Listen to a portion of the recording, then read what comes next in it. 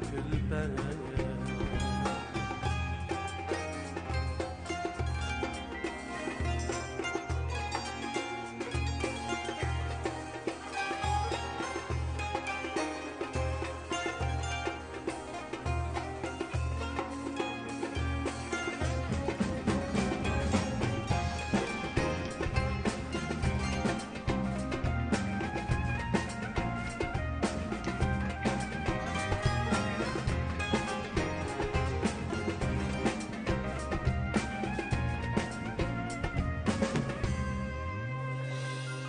Esir kılıp hicranında yine buzdu aramımni.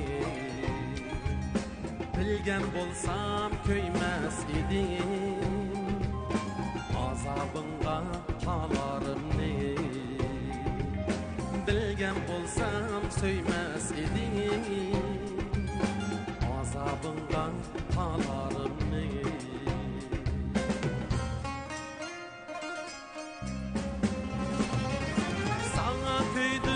Seni söyledim, yana özüm günahkarım, gözyaşlarım azabımdan,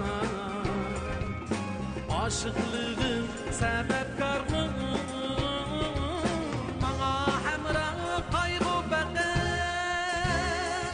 gözlerimden kaldı nefret, yüreğimde yığır esret.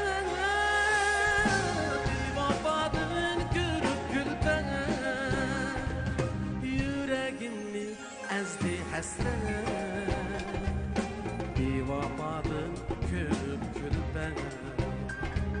Yüreğimni ezdi hasret, bevafadan körüp külpen.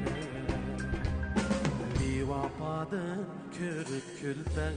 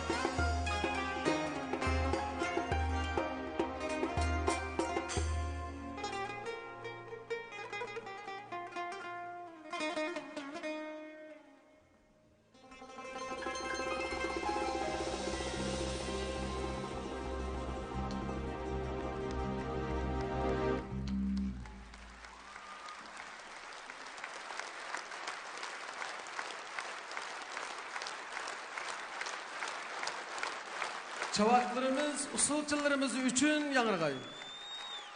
Rahmet.